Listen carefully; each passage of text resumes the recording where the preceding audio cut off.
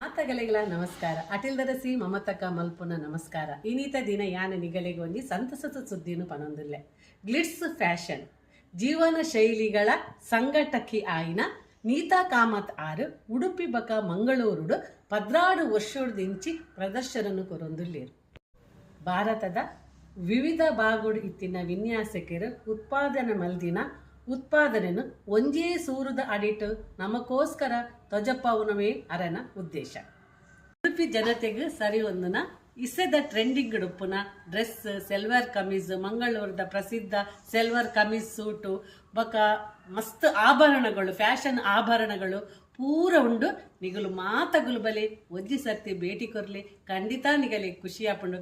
ಯಾನು ಪೋವೊಂದುಲ್ಲೆ ನಿಗುಲ್ಲ ಬಲೆ